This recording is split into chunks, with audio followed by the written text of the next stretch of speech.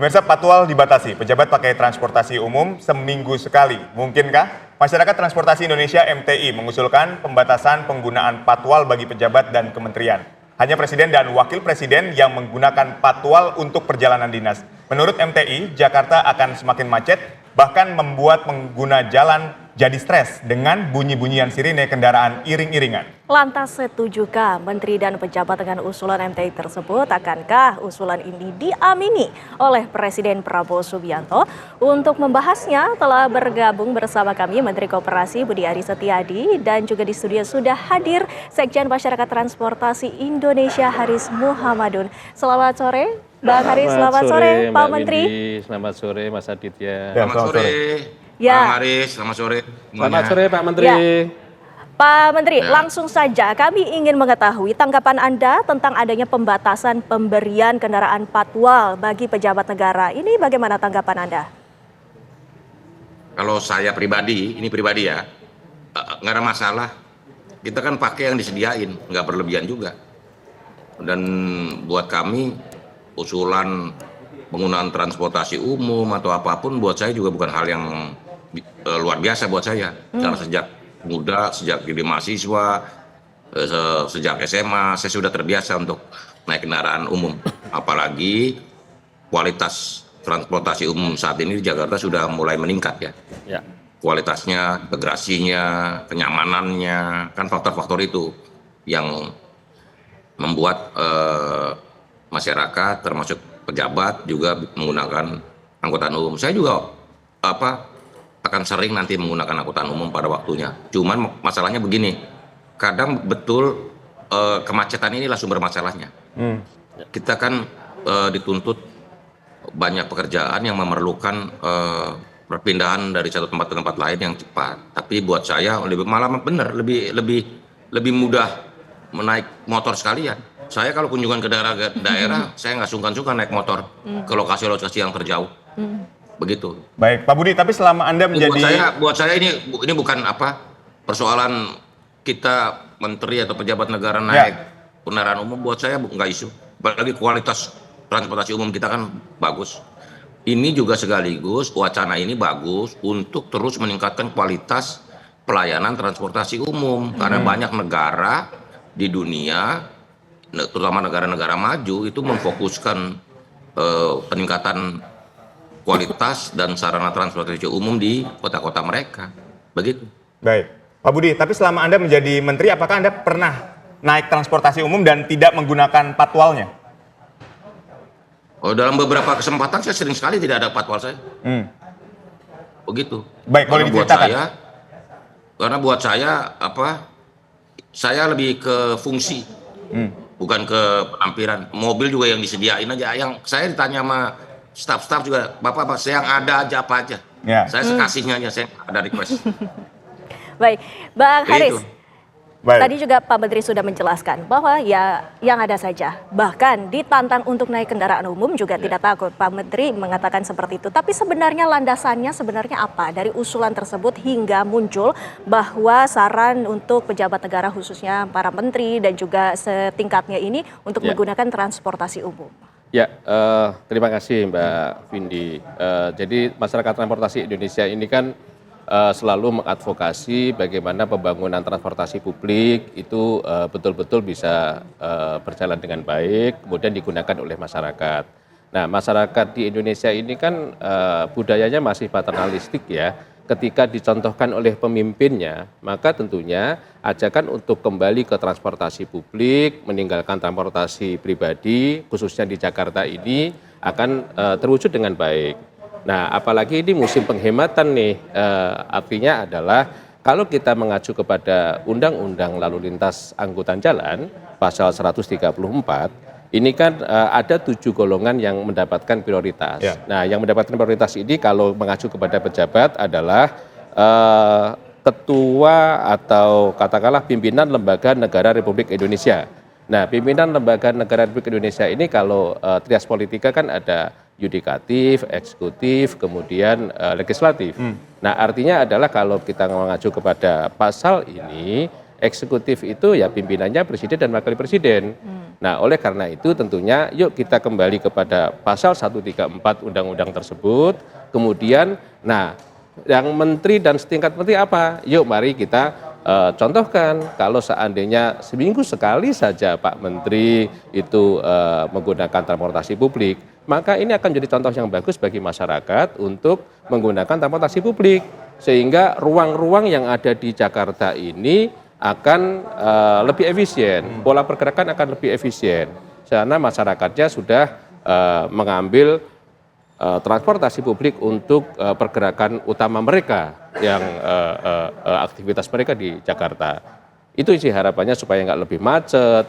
Dan tadi kalau ditambah lagi yang seperti Pak Joko, Wakil Ketua kami sampaikan sebelumnya tadi, ya bisa stres ini kalau sudah macet, ada nguwing-nguwing, lalu menggunakan jalur Transjakarta pula misalnya. Ini kan menjadi hal yang tidak baik untuk kondisi sebuah negara maju, katakanlah kota Jakarta yang menjadi sementara ini kan masih ibu kota. Kota-kota yang lain seperti disampaikan oleh Pak Menteri Budi Ari tadi, betul, kota-kota lain di negara yang sudah maju, transportasi publiknya sudah bagus. Dan Jakarta sudah mengarah ke sana.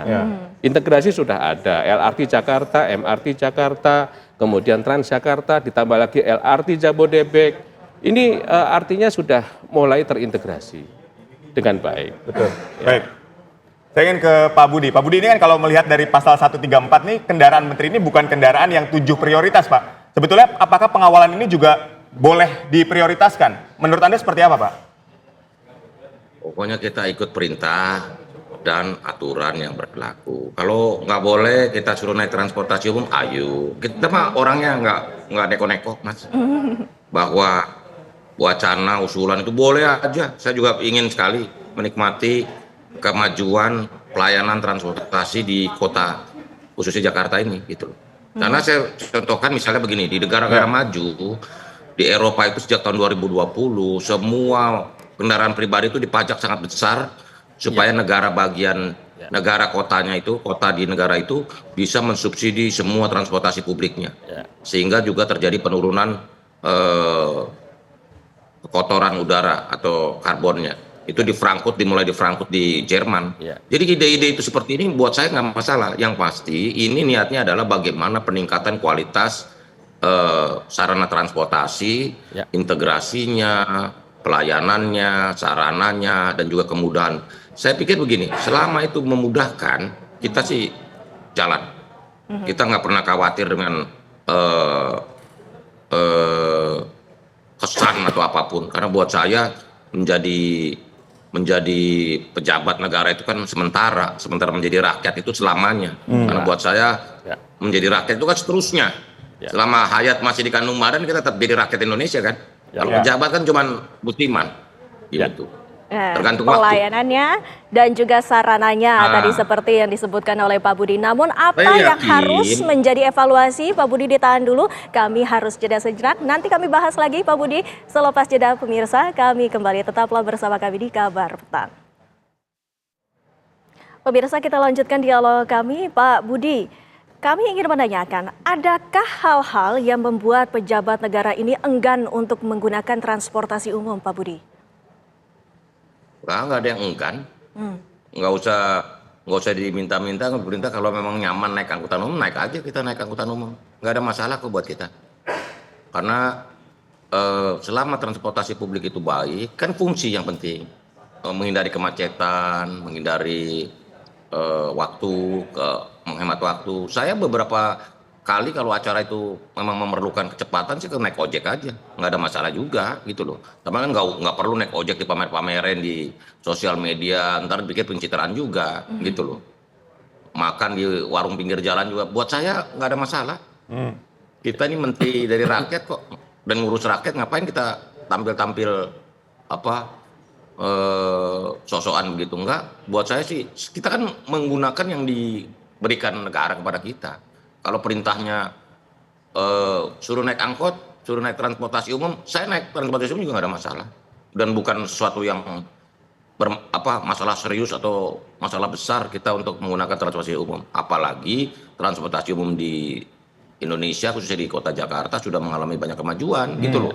Dulu saya dari sekolah, dari SMA saya naik bus sampai saya masih hafal nomornya karena saya hafal terus U23 dan S63 tuh bisnya tuh bisnya saya sampai hafal nomornya begitu. Itu langganan saya tiap hari 3 tahun saya SMA. Ya. Begitu Pak Budi. kuliah naik dari Jakarta ke Depok ke UI itu naik angkutan umum semua, naik kereta dari sampai dulu di atap-atap kereta, sekarang udah bagus. Jadi buat saya apalagi dengan kondisi yang lebih bagus, jadi naik angkutan umum atau transportasi umum buat saya bukan sebuah isu gitu loh. Cuman maksud saya ini jangan sampai cuma sekedar pencitraan atau apapun, karena tujuan bernegara ini kan bagaimana meningkatkan pelayanan publik yang lebih baik, lebih bagus, lebih manusiawi.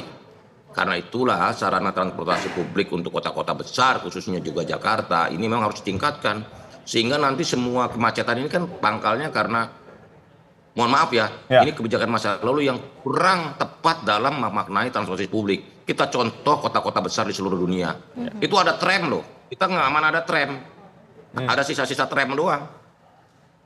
Di kota-kota besar di dunia yang maju kan tram itu jadi fondasi transportasi publik begitu loh. Sekarang dengan MRT, LRT dan lain sebagainya, menurut saya juga terobosan-terobosan baik bagi peningkatan pelayanan publik khususnya sektor transportasi. Begitu Mas. Baik, Pak Budi, catatan-catatan untuk transportasi publik kita apa sih saat ini? Kan Anda seringkali menggunakan transportasi publik juga. Iya. Ya dibanding zaman saya SMA atau kuliah, sekarang jauh lebih maju. Karena dulu knalpotnya aja baunya minta ampun. Sekarang paling enggak ketika Pak Jokowi jadi gubernur DKI tahun 2012 kan Metro Mini atau angkutan umum itu nggak boleh tuh. Asapnya sampai nyembur-nyembur nggak jelas. Itu kan salah satu kenyamanan. Faktor kenyamanan. Jadi kirnya mesti diperhatiin kan supaya sarana transportasi publik tidak menimbulkan polusi yang luar biasa. Dan menurut data itu sumbangsi transportasi bagi kekotoran udara ini juga angkanya signifikan, hampir 37%. Karena itu memang kami juga berharap bahwa sektor transportasi publik atau transportasi umum ini juga diarahkan untuk ke transportasi umum yang ramah lingkungan, yang tidak menimbulkan polusi dan sebagainya. Jadi isunya lebih ke sana. Kalau soal menteri atau pejabat naik angkutan umum buat saya nggak ada masalah. Kapanpun kalau memang diperlukan fungsinya pasti kita naik angkot atau naik ojek sekalian. Begitu Mbak. Iya. Dan juga Bang Haris, jika tadi juga Pak Budi menyatakan bahwa tidak masalah untuk naik transportasi umum. Nah, yang perlu kita pahami ataupun lebih dalami lagi, ini juga bisa menjadi momen bagi pejabat negara untuk meninjau langsung bagaimana transportasi umum. Bagaimana pendapat Anda? Ya, terima kasih Mbak Windy. Jadi menurut saya gini, saya terima kasih sekali respon Pak Menteri tadi sangat positif sekali. Artinya adalah masyarakat transportasi Indonesia itu pengen mengajak semuanya, dari mulai pejabat, masyarakat, yuk kita naik angkutan umum karena Jakarta ini tambah macet. Nah, karena begini, kota-kota besar juga itu sudah terlambat untuk membangun transportasi publik. Nah, kita butuh percepatan. Nah, percepatan itu kita perlukan strategi. Salah satu strateginya adalah ketika para pimpinan kita itu naik angkutan umum, satu hal yang paling baik diberikan contoh adalah, pejabat kita naik angkutan umum. Lalu kemudian yang kedua, ketika pejabat naik angkutan umum, maka masyarakatnya juga pasti akan mengikuti pemimpinnya. Kan begitu. Sehingga kita perlu percepatan itu langsung bisa dirasakan oleh semuanya. Ternyata kalau naik angkutan umum efisiensi ruang juga terjadi, udara juga bisa lebih baik. Nah, sehingga itu yang akan dilakukan. Lalu kemudian ketika pejabat naik angkutan umum, hal-hal yang kurang-kurang, misalnya sekarang ini kan last mile dan first mile kita ini sangat kurang. Ketika sudah di angkutan umum satu misalnya mau pindah, ternyata trotoarnya kurang bagus. Nah, kalau pejabat naik, maka langsung dieksekusi, langsung bisa teleponan tuh antar pejabat. Nah, ini harapannya percepatan-percepatan itu, karena Jakarta ada keterlambatan 30 tahun kalau menurut para ahli, harusnya sudah mengikuti angkutan umum yang baik. Apalagi kota-kota besar yang lain. Nah, kalau pejabat itu naik dan merasakan, maka eksekusi bisa langsung dirasakan. Satu lagi misalnya, Jakarta itu sudah terintegrasi tarifnya. Betul. Hanya 10.000 bisa naik Transjakarta, LRT Jakarta, MRT Jakarta, pindah-pindah selama jam sibuk. 3 jam itu hanya 10.000. Baik. Nah, tetapi itu belum bisa dirasakan teman-teman di Bodetabek yang lainnya. Nah, hanya masalah misalnya, Jakarta itu subsidinya dari Jakarta. Tapi kalau yang KRL, kemudian LRT Jabodebek itu subsidinya dari pusat. Nah, kalau seandainya pejabatnya itu naik, harusnya bisa ya, itu terintegrasi. Nah, ini akan lebih cepat. Jadi percepatan-percepatan itu yang MTI pengen, yuk kita sama-sama kalau pejabatnya naik, pasti eksekusinya bisa lebih cepat. Perbaikan angkutan umum bisa lebih cepat. Ya, kami sudah mendapatkan poinnya. Ini pejabat dapat menjadi contoh untuk masyarakat. Betul. Baik. Saya ingin ke Pak Budi. Pak Budi, ketika Anda melihat bahwa pejabat ini dapat menjadi contoh, apakah usulan dari MTI ini dapat nantinya direalisasikan? Ya bisa, sangat doable, bisa dilakukan. Karena memang ini pilihan kebijakan kita. Kan saya tadi sampaikan bahwa transportasi publik ini adalah wajah pemerintah dalam hal pelayanan publik khususnya transportasi. Kalau soal subsidi jelas, New York aja sebagai sebuah kota besar mensubsidi hampir $500 juta per tahun untuk keretanya. Nggak ada masalah. Tetapi yang pasti kenyamanan, integrasi, pelayanan gitu loh. Dan ini memang menjadi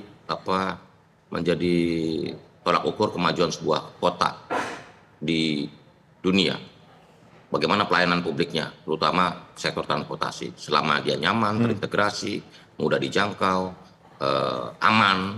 Juga faktor keamanan jangan lupa, karena banyak orang, terutama teman-teman yang lain ini nggak mau naik angkutan umum karena faktor keamanan misalnya. Tapi sekarang menurut saya kemajuan sudah sangat pesat, sangat berarti, terobosan-terobosan, walaupun yang kita sayangkan kenapa tram, jalur kereta yang lebih ramah lingkungan itu tidak pernah dieksekusi di Indonesia. Menurut saya MTI lebih baik juga mendorong agar sektor transportasi publik yang ramah lingkungan, yang bisa memberikan dampak bagi perubahan iklim dan sebagainya. Karena kebijakan misalnya motor ini kan juga kekotorannya juga luar biasa nih. Saya mendukung sekali kalau Transjakarta pakai electric bus. Jadi mengurangi polusi di Jakarta, karena problem kita nih selain transportasi juga polusi di Jakarta. Karena itulah, dan yang terakhir saya juga berharap sebagai Menteri Koperasi agar semua moda transportasi itu berbentuk koperasi. Begitu loh, sehingga bisa dirasakan oleh seluruh anggota masyarakat dan anggota koperasi di sektor pengemudi atau sektor transportasi publik. Begitu Mbak. Ya, baik. Mas. Terima kasih Pak Menteri Koperasi Budiari telah berdialog bersama kami. Juga terima kasih. Sekali lagi Mas Haris telah bergabung bersama kami. Semoga usulan dari MTI ini membawa dampak yang bagus ya. Pejabat memberikan contoh kepada publiknya untuk menggunakan transportasi umum. Sekali lagi terima kasih.